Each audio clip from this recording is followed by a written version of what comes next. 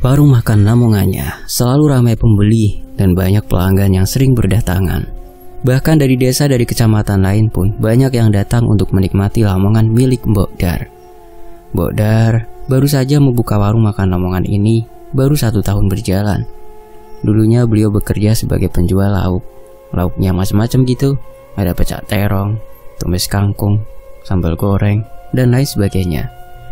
Ya, modal dari jualan lauk keliling inilah buat buka usaha warung Lamongannya dan dibantu oleh anak-anaknya iuran untuk membantu menambah modal. Mbok Dar membuat warung makan Lamongan ini berada di pinggir jalan raya yang tempatnya sangat strategis dan lebih banyak diminati para pengendara jalanan yang melewati jalan raya tersebut. Banyak juga para driver truk, bis yang lalu lalang mampir ke warung makan Lamongannya Mbok Dar. Mbok Dar berjualan dibantu oleh anak keduanya yang bernama Mbak Suci karena dia belum menikah. Terkadang juga Pak Harjo, suaminya Mbok Dar, ikut membantu untuk beres-beres, bahkan bantu melayani para pembelinya. Akhir-akhir ini omset yang didapat dari warung makan Lamongan Mbok Dar bisa sampai jutaan per malamnya. Warung makan Lamongan milik Mbok Dar ini bersampingan dengan warung makan milik Bu Sumi. Jaraknya sekitar 20 meter dari warung makan Lamongan Mbok Dar. Wah, cukup dekat ya. Warung makan Lamongan milik Bu Sumi ini sudah jauh lebih dulu berjalan. Sudah sekitar 6 tahunan jualan warung makan Lamongannya. Dulunya selalu ramai pembeli dan pelanggan yang mampir ke warung makan Lamongannya Bu Sumi. Akan tetapi, semenjak ada warung makan Lamongan milik Mbok Dar, warung makan Bu Sumi jadi semakin sepi pembeli karena pembeli dan pelanggannya berpindah haluan ke warung Lamongannya Mbok Dar karena memang masakannya Mbok Dar katanya lebih enak daripada warung makannya Bu Sumi. Padahal dulu warung makan Bu Sumi sangat terkenal masakannya yang enak, namun ada yang lebih enak lagi. Bu Sumi dan Mbok Dar kebetulan juga rumahnya bertetanggaan. Hanya berjarak 5 rumah di gangnya. Sebelum Mbok Dar membuka usaha warungnya, Mbok Dar dan Bu Sumi akur-akur aja. Tapi semenjak Mbok Dar membuka usaha yang sama dengan Bu Sumi, mereka jadi tidak pernah saling menyapa satu sama lain. Namun hal itu tidak membuat Mbok Dar patah semangat dengan omongan-omongan tetangganya yang dihasut oleh Bu Sumi tentang Mbok Dar yang menyaingi warung makan Lamongan milik Bu Sumi. Warung makan aku ini tidak ada yang bisa menyaingi, ucap Bu Sumi pada para tetangganya. Singkat cerita, warung makan Lamongan Mbok Dar ini buka lebih awal dari biasanya, yaitu buka sekitar pukul 3 sore. Biasanya warung makan Mbok Dar ini buka pukul 5 sore. Dan siapa sangka buka lebih awal sudah ada banyak pembeli yang berdatangan mengantri. Padahal masakannya belum mateng semua. Terpaksa pembelinya harus menunggu dulu masakannya mateng. Sampai Mbak Suci dan Pak Harjo ini kewalahan, harus masak dan menyiapkan bahan-bahannya lebih cepat. Sebentar ya bapak-bapak, ibu-ibu, sabar. Masakannya belum mateng ini, ucap Mbok Dar. Karena warung makan Lamongannya Mbok Dar ini masaknya selalu dadakan, langsung di tempat warungnya, supaya fresh gitu. Ya walaupun udah diungkep sih dari rumah. Beberapa menit kemudian akhirnya masakannya matang dan para pembeli pun kedapatan bagian masing-masing. Ada yang pesen lele, pesen tempe tahu dipecah, terus lalapannya double, terus ada yang pesen bebek goreng dan ayam goreng. Warung Lamongan Mbok Dar ini biasanya buka sampai jam 10 malam, tapi kalau malam minggu biasanya buka lebih lama, yaitu sampai jam 12 malam. Jarak rumah ke warung makannya tidak terlalu jauh. Mereka bertiga biasanya naik motor dari rumah ke warung Mbok Dar, berboncengan dengan Pak Harjo. Sedangkan Mbak Suci biasanya naik motor sendiri, dengan perlengkapan masakannya yang dibawa dari rumah. Jadi di belakang boncengannya itu ada rombongnya. Jalanan menuju ke warung makannya dari rumah harus melewati persawahan, perkebunan, dan kuburan. Singkat cerita, hingga berbulan-bulan Mbok Dar selalu mengeluh sakit pada perutnya. Namun, beliau tetap buka dagang warungnya. Suatu hari saat Mbok Dar mau pergi ke pasar untuk berbelanja bahan-bahan warungnya, ada seseorang yang kebetulan memiliki indera keenam di pasar. Orang itu bilang kepada Mbok Dar, kalau di perutnya Mbok Dar dililit ular besar, dan ada yang menempel di belakang punggung tubuhnya, yaitu makhluk berbulu seperti kera besar. Mbak, perutnya pasti sakit ya? Tanya orang itu. Duh, kok bapak tahu? Sudah pasti sakit, Mbak. Soalnya di atas perutnya sampean itu dililit ular besar. Sama di belakang punggung sampean, Mbak, ada makhluk yang berbulu seperti kera, tinggi besar, jelasnya. Dek. Seketika Mbok Dar merinding mendengar ucapan bapak itu. Masa iya, Pak? Tanyanya yang masih tidak percaya. Iya, Mbak. Coba saja sampean bawa ke orang pinter. Mbok Dar hanya mengangguk dan tersenyum kecut kepada bapak itu. Atau mau saya antar saja sekarang ke orang pinternya, Mbak, tambahnya. Terima kasih, Pak. Tapi tidak usah, Pak, jawabnya. Saat itu Mbok Dar melanjutkan kembali belanjanya. Dan setelah selesai belanja dari pasar, Mbok Dar pulang ke rumah sambil menahan rasa sakitnya. Sesampainya di rumah, Mbok Dar menceritakan kepada Pak Harjo dan Mbak Suci. Akhirnya, Mbok Dar diantar Pak Harjo ke rumah mbah-mbah dekat kampungnya. Sesampainya di rumah mbah tersebut, Mbok Dar ditempelin sebuah batu kecil dengan tekstur yang halus. Saat batu itu ditempelkan pada perutnya Mbok Dar, rasanya dingin sekali. Waktu itu juga Mbok Dar merasakan matanya terasa enteng, dan perutnya yang pusing berbulan-bulan hilang seketika. Badan Mbok Dar yang rasanya terasa berat itu juga tiba-tiba menjadi enteng banget dan lega. Mbah itu mengatakan kepada Mbok Dar, "Untung sampean cepat datang ke sini. Sampean kok kuat seperti ini?" ucap mbah tersebut. Memangnya saya ini kenapa, Mbah?" tanya Mbok Dar penasaran. Ternyata perutnya Mbok Dar ini secara tak kasat mata dililit dan ditali kuat-kuat, yang intinya agar Mbok Dar mati pelan-pelan. Perutmu dililit dan ditali kuat-kuat. Orang itu berusaha membuat kamu mati perlahan. Mendengar ucapan badukun itu membuat Mbok Dar bertanya-tanya. Siapa yang tega melakukan seperti ini kepada saya? Batinnya. Setelah selesai, Mbok Dar dan Pak Harjo pun segera pulang ke rumah. Mbok Dar sudah merasa enakan badannya. Tidak lupa kala itu Pak Harjo memberikan amplop kepada simbah tersebut. Setibanya di rumah, Mbok Dar bisa beraktivitas seperti semula. Dia menyiapkan bumbu-bumbu untuk masakan di warung lamongannya. Karena saat itu Mbok Dar sudah merasa lega perutnya dan tidak seperti semula yang sering sakit. Sore harinya, seperti biasanya Mbok Dar dibantu Pak Harjo dan Suci di warung, masak dan benah-benah terlebih dahulu. Tapi hari itu warungnya sepi. Belum ada orang yang datang. Padahal biasanya kalau warungnya baru buka, udah ramai yang datang. Dan itu membuat Mbok Dar, Pak Harjo, dan Mbak Suci menunggu sambil duduk saja di depan warung. Setelah semuanya sudah masak, kala itu karena Mbok Dar belum makan dan perut rasanya keroncongan, dia pun makan nasi lamongan dengan sambal buatannya sendiri. Singkatnya, benar-benar hari itu tidak ada pembeli yang datang sama sekali. Atau bahkan pelanggan yang biasa datang pun tidak terlihat. Gimana ini, Pak? Warungnya kok tiba-tiba sepi? Sabar, Bu. Kita tunggu saja dulu. Tapi saat itu terlihat pelanggan yang biasanya beli di warung lamongannya Mbok Dar. Dia pergi nyelonong aja ke warungnya Bu Sumi. Seakan-akan warungnya Mbok Dar itu nggak kelihatan gitu. Pak, itu kan pelanggan kita ya. Kok ke warungnya Bu Sumi ya? Biarkan saja lah, Bu. Mungkin dia pengen makan di situ. Dan mungkin belum rezeki kita. Lagi-lagi Mbok Dar menghela nafas panjang. Tak terasa malam semakin larut. Akhirnya terpaksa mereka menutup warungnya. Karena sangat sepi sekali. Tidak ada satupun yang datang ke warungnya. Padahal hari itu Mbok Dar masak banyak sekali. Tapi mau gimana lagi, semuanya itu dibawa pulang lagi.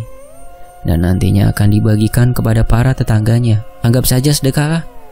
Setelah warungnya sudah ditutup, mereka pun segera pulang ke rumah. Setibanya di rumah, Mbak Suci lah yang membagikan. Ada tempe, ayam, lalapan, plus sambelnya yang khas gitu. Itu dibagikan kepada para tetangga-tetangganya. Sedangkan Mbok Dar yang baru sampai rumah, tiba-tiba saja dia merasakan sakit perut lagi. Dia meringis menahan sakit sambil memegangi perutnya, kayak di-cross-cross gitu. Kenapa, Bu? Gak tahu, Pak, ini perutnya sakit banget. Cross-cross banget ini di dalam perut. Apa jangan-jangan benar, Pak, Ibu mau buang air besar dulu, Pak? Saat itu Mbok Dar pun langsung terbirit-birit menuju ke toilet untuk buang air besar. Beberapa saat kemudian, setelah selesai, Mbok Dar memilih tidur karena capek dan perutnya masih terasa perih. Singkat cerita, saat itu Mbok Dar pergi ke sebuah kebun. kebun sekitar pukul 2 sore perginya. Dia pergi ke kebun tersebut untuk memetik daun kemangi untuk persediaan lalapan warung makannya. Mbok Dar pergi ke kebun tersebut sendirian karena memang kebun itu banyak sekali pohon kemangi yang sengaja ditanam, apalagi kebun tersebut terbuka untuk siapapun yang akan ke kebun itu. Dengan membawa tas keranjang yang berukuran besar, Mbok Dar memetik daun kemangi dan dimasukkan ke dalam tas tersebut. Tak terasa daun kemangi tersebut sudah memenuhi setengah tas keranjangnya. Mbok Dar pun istirahat sejenak untuk melepas lelahnya karena panas terik matahari yang berada tepat di ubun-ubun.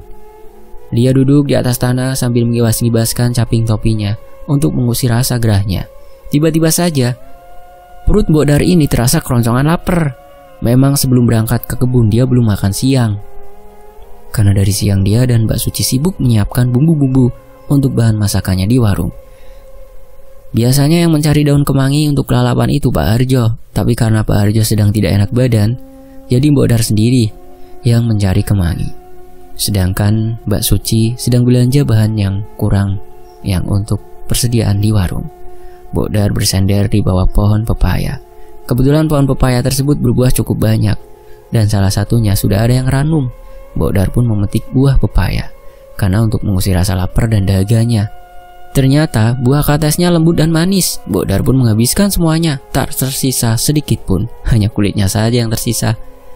Setelah dirasa sudah kenyang dan rasa hausnya hilang, Mbok Dar pun melanjutkan kembali untuk memetik daun kemangi. Beberapa saat kemudian, akhirnya semua daun kemanginya sudah terkumpul penuh di dalam tas keranjangnya. Sekitar pukul 3 sore Mbok Dar pun segera pulang ke rumah dengan membawa banyak kemangi.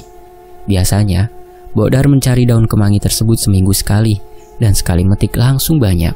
Setelah itu ditaruh di kulkas. Singkat cerita, hari ini Mbok Dar membuka warung lamongannya sedikit lebih lambat, sekitar pukul 6:30 malam rencananya.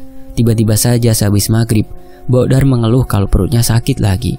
Dia sampai bolak-balik ke toilet untuk buang air besar. "Ibu kenapa, Bu?" tanya Mbak Suci. "Gak tahu, Dok, tiba-tiba perut ibu mules terus." Baru keluar dari toilet, Mbak Suci mendapati ibunya telah jatuh terkapar di lantai. "Bu, ya Allah, Bu!" teriak Mbak Suci panik. Mbak Suci pun memanggil-manggil bapaknya untuk meminta pertolongan. Setelah Pak Harjo datang, Mbok Dar langsung digendong bapak, dipindah masuk ke kamar. "Ibu kenapa ini, Ci?" tanya Pak Harjo. "Gak tahu, Pak, tadi aku lihat itu sudah pingsan," jawabnya. Melihat kejadian ini, akhirnya warung makan Mbok Dar terpaksa hari ini tutup sementara. Tiba-tiba Mbok Dar terbangun, tapi dia sepertinya kesurupan karena matanya melotot dan lidahnya dijulur-julurkan ke depan seperti ular. Kepalanya juga sambil bergeleng-geleng. Pak, ini gimana, Pak? Ibu kok bisa gini?" ucap Mbak Suci dengan meneteskan air mata. "Kamu tunggu sini bentar, jagain ibu. Bapak mau pergi dulu, cari pertolongan." Mbak Suci pun menjaga Mbok Dar di kamarnya, sedangkan Pak Harjo pergi entah kemana. Ternyata Pak Harjo pergi ke salah satu orang pinter yang ada di kampungnya untuk meminta bantuan. "Assalamualaikum, Pak," ucap Pak Harjo. "Waalaikumsalam. Ada apa, Pak Harjo?" "Tolong, Pak, tolong saya." "Tenang dulu. Minta tolong apa ini?" "Istri saya, Pak, dia seperti kesurupan," jawab Pak Harjo. Akhirnya, bapak yang ngerti itu pun ikut pergi dengan Pak Harjo ke rumahnya untuk membantu Mbok Dar. Saat melihat kedatangan, sebut saja Pak Husen, tiba-tiba saja Mbok Dar teriak-teriak dan memberontak. Pergi kamu!" teriaknya pada Pak Husen. Pak Husen pun menanyakan kepada Pak Harjo kejadian pertama kalinya, kronologinya gimana gitu. "Tidak tahu, Pak. Sejak tadi dia itu bolak-balik kamar mandi, mengeluh perutnya sakit. Tiba-tiba setelah keluar dari kamar mandi, dia sudah pingsan," jawab Pak Harjo.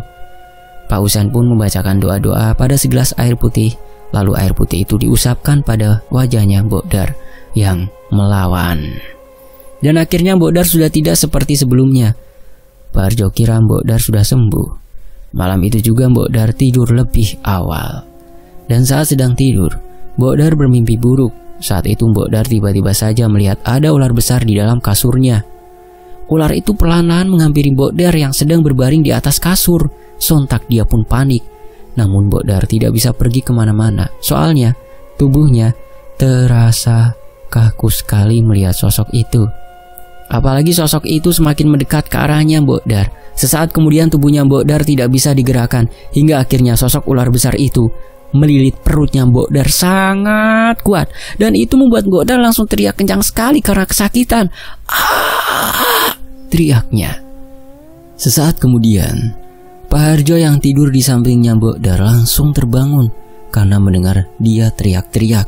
Bu, bangun Bu, bangun," kata Pak Harjo sambil menepuk Mbok Dar. Akhirnya Mbok Dar pun bangun dari tidurnya dengan nafas yang tidak beraturan dan keringat yang membasahi tubuh. "Ibu mimpi buruk ya?"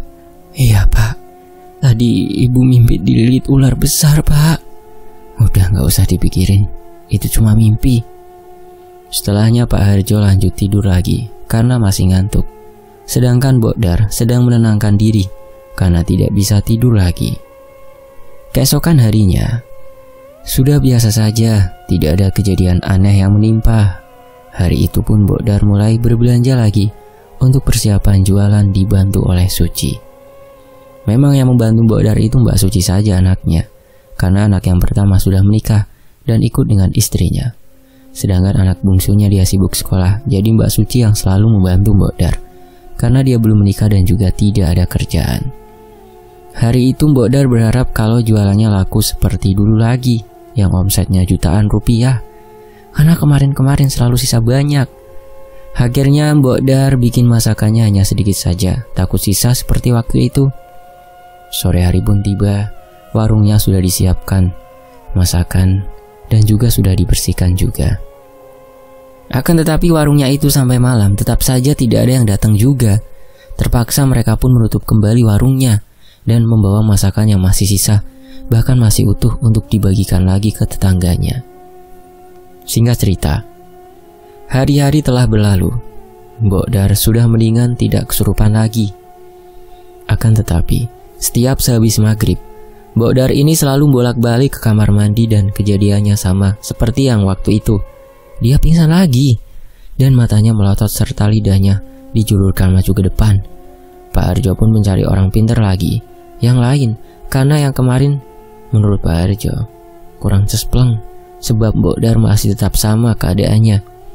Kali ini Pak Harjo pergi ke tempat orang yang pinter, yang terkenal yang ada di desanya. Sebut saja Pak Wondo. Pak Wondo merapalkan mantranya dan berkomat kamit dengan memegangi perutnya Mbok Dar. Mbok Dar pun teriak-teriak kesakitan. Aduh. "Kamu siapa?" tanya Pak Wondo. "Aku Raja Siluman Ular." "Dari mana asalmu?" "Dari kebunnya dia." "Kenapa kamu masuk ke dalam tubuh orang ini?" "Aku mau jadikan dia istriku." Setelah mengetahui itu, Pak Wondo kembali merapalkan mantranya dan menyemburkan air putih pada wajahnya Mbok Dar. Seketika Mbok Dar ambruk pingsan. Yang sebelumnya sempat sosok itu akan menyerang Pak Wondo. Kata Pak Wondo, ada seseorang yang usil kepada Mbok Dar karena punya dendam dan iri kepada Mbok Dar. Setelah mendengar ucapannya Pak Wondo, membuat Pak Harjo dan Mbak Suci berpikir, siapa yang telah melakukan ini semua? Akan tetapi kala itu mereka tidak terlalu memikirkannya. Yang terpenting, Mbok Dar sembuh terlebih dulu. Beberapa saat kemudian, Mbok Dar sadar. Segera dia diberikan air putih. Usai selesai, Pak Wondo pun pamitan untuk pulang. Singkat cerita, di hari ketiga setelah kejadian itu, malam harinya Mbok Dar ini melihat sesuatu dari pojok kamarnya. Dia melihat ada sosok seperti manusia, tetapi wajahnya berbentuk ular. Sosok ular ini berperawakan laki-laki. Ular itu sama seperti yang ada di dalam mimpinya Mbok Dar waktu itu. Dia seperti akan mendekat ke arahnya Mbok Dar. Pergi, teriak Mbok Dar. Pak Harjo dan Mbak Suci yang berada di depan mendengar teriakan Mbok Dar pun akhirnya datang ke kamarnya. Ada apa, Bu? Tanya Mbak Suci. Tapi Mbok Dar tidak menjawab dan wajahnya seperti ketakutan. Mbak Suci pun memeluk tubuhnya Mbok Dar, sedangkan Pak Harjo membacakan doa-doa. Setelah Mbok Dar sedikit tenang, dia akhirnya menceritakan semua kepada Pak Harjo dan Mbak Suci. Tadi ada sosok laki-laki dengan tubuh ular, ucap Mbok Dar terbata-bata. Dari kejadian itu akhirnya Mbok Dar sudah tidak mendapat gangguan-gangguan lagi. Dia pun bisa berjualan kembali. Namun masih seperti biasa, masih sepi, malah tambah sepi dari sebelumnya. Sekarang yang ramai itu warung makan Lamongannya Bu Sumi. Suatu ketika saat warung makannya Mbok Dar buka lebih awal, masih saja sepi pembeli. Semua pelanggannya berdatangan ke warung makannya Bu Sumi. Mbok Dar pun terlihat lesu dan berputus asa. Tetapi Pak Harjo memberikan saran kepada istrinya. "Sudahlah Bu, yang sabar. Kita harus ikhlas. Mungkin saja bukan rezeki kita saat ini," ucap Pak Harjo. "Tapi Pak, besok kita pergi ke orang pinter untuk menanyakan semua yang terjadi pada warung kita," kata Pak Harjo. Akhirnya Mbok Dar pun menyetujui hal itu untuk pergi ke orang pintar besok pagi. Keesokan harinya, Mbok Dar dan Pak Harjo mendatangi ke rumah salah satu Pak Kiai. Sesampainya di rumah Pak Kiai, mereka disambut dengan ramah oleh Pak Kiai. "Assalamualaikum Pak," ucap salam keduanya. "Waalaikumsalam, silakan masuk Pak, Bu," jawab Pak Kiai. "Ada keperluan apa kalian?" "Jadi gini Pak Yai, akhir-akhir ini warung makan saya ini sepi pembeli, dan pelanggan pun semuanya ke warung sebelah," keluh Mbok Dar. Setelah menceritakan kepada Pak Kiai, lalu Pak Kiai meninggalkan mereka masuk ke dalam. Pak Kiai melaksanakan sholat hajat dan mendoakan air yang ada di sebotol air mineral. Lalu Pak Kiai kembali lagi ke depan. Beliau memberikan sebotol air putih itu kepada Mbok Dar. "Sepulangnya dari sini, bismillah, air putih itu nanti campurkan dengan garam ya Bu, lalu disiramkan ke sekeliling warung makan Ibu." "Sebenarnya apa yang terjadi Pak Yai dengan warung saya?" "Warung Ibu itu tertutup oleh sosok jin yang tinggi besar, menghalangi warung makan Ibu itu, sehingga banyak orang yang lewat depan warung Ibu itu terlihat tutup." "Astagfirullah," ucap Mbok Dar dan Pak Harjo. "Sosok itu adalah kiriman dari orang yang merasa tersaingi usahanya," tambah Pak Kiai. Setelah pulang dari rumah Pak Kiai, Mbok Dar dan Pak Harjo melakukan apa yang sudah diperintahkan oleh Pak Kiai. Mbok Dar memindahkan air putih itu ke dalam wadah baskom untuk dicampurkan dengan garam. Sebelum dicipratkan ke sekeliling warungnya, Mbok Dar membaca doa terlebih dahulu. Mbok Dar lalu menyipratkan ke seluruh sudut warung berkeliling dengan air putih dan campur garam yang telah diberikan Pak Kiai. Singkat cerita, beberapa hari setelah dilakukan siraman air garam tersebut, akhirnya warung makan Lamongannya Mbok Dar, ada beberapa orang yang mampir berdatangan ke warung makannya. "Hah Bu, lah kok sampean baru buka sih? Kemarin-kemarin kemana?" tanya salah satu pelanggan. "Padahal buka terus loh Bu," jawab Mbok Dar. "Lawang tutup terus kok Bu, sampai saya perginya ke warung makan Lamongan Bu Sumi," jawabnya. Mbok Dar hanya ngelus dada saat mendengar keterangan dari pelanggannya itu. Saat pembeli dan pelanggannya itu mulai menyantap ayam Lamongannya, ada yang menyeletuk kepada Mbok Dar. Bu, ini ayam basi kok dijual sih? Jangan-jangan ini ayam dari minggu lalu ya?" "Enggak kok Bu, ini baru beli tadi di pasar kok, dan masih fresh, baru juga digoreng tadi," ucap Mbok Dar. "Iya loh, ini banyak uletnya di dalam ayam. Menjijikan sekali, baunya juga busuk. Rasanya juga seperti nasi basi," celetuk pembeli lain. Mbok Dar melihat ke makanan pembeli tersebut dan memang benar busuk dan banyak ulatnya. "Gimana sih Ibu ini? Nggak menjaga kualitas makanannya. Kalau gini, saya males beli lagi kesini ujar pembeli yang lain. Semua nasi dan lauk ayam Lamongannya terlihat banyak yang tersisa di atas piringnya. Mereka semua meninggalkan warung makan Lamongannya Mbok Dar dan tidak bayar. Memang tidak mempermasalahkan kalau mereka tidak bayar, karena memang ini semua kesalahannya Mbok Dar. Tapi Mbok Dar juga bingung kok cepat basi semua. Padahal Mbok Dar dan Pak Harjo ini menjaga sekali kualitas masakannya. Bahkan saat memasakkan mereka menggunakan sarung tangan plastik. Tapi entah kenapa, tiba-tiba masakannya berubah menjadi busuk.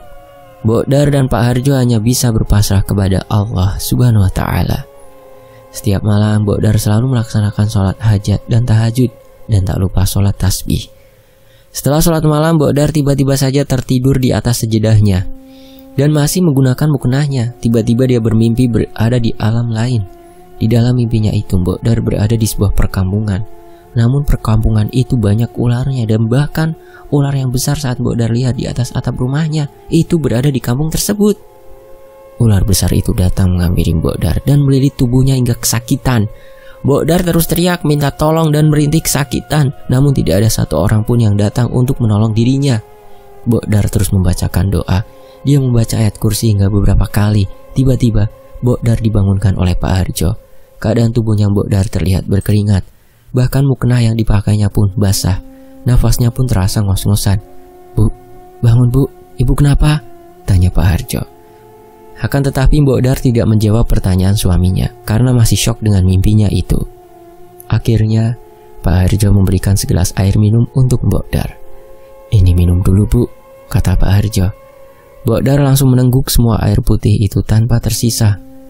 Ternyata dari tadi bapak membacakan doa untuk Mbok Dar karena istrinya dibangunkan tidak bangun-bangun. Tubuhnya pun terasa kaku saat dipegang oleh Pak Harjo. Pak Harjo membacakan ayat-ayat Al-Quran, sedangkan saat itu Mbok Dar terus membaca ayat kursi. Itu yang membuatnya tersadar karena kekuatan doa keduanya dan atas izin Allah Subhanahu wa Ta'ala. Setelah sudah tenang, akhirnya Mbok Dar pun menceritakan semua tentang mimpi buruknya tadi. "Ibu mimpi di alam perkampungan lain, Pak. Di sana banyak ular-ular dan ibu tiba-tiba saja dililit oleh ular tersebut. Sepertinya dia raja ular yang waktu itu menyerupi ke dalam tubuh ibu, Pak." "Astagfirullah, Bu. Untung saja ibu bisa bangun kembali, Bu." Keesokan harinya, warung Mbok Dar mencoba buka kembali. Kali ini ada 3 orang laki-laki yang datang ke warung makannya Mbok Dar. Kedua laki-laki itu mengatakan kalau nasi dan lauknya Mbok Dar ini busuk. Tetapi satu dari mereka bilang kalau masakannya Mbok Dar enak. "Bu, ini nasinya kok busuk ya? Ayamnya juga banyak ulatnya ini." Punya aku enak-enak saja kok. Malah menurutku ini enak sekali," jawab satunya. Ternyata orang yang mengatakan ayam lamongan yang Mbok Dar enak itu, beliau adalah orang pintar yang tahu kalau warungnya sedang diusili seseorang. Sebut saja namanya Pak Karyo.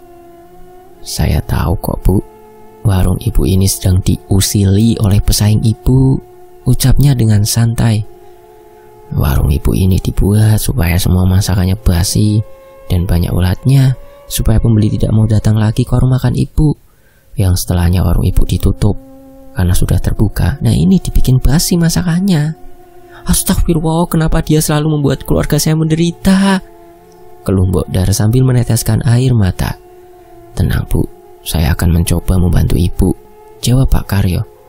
"Serahkan pada Pak Karyo saja. Beliau ini keturunan orang pintar yang sangat ahli loh.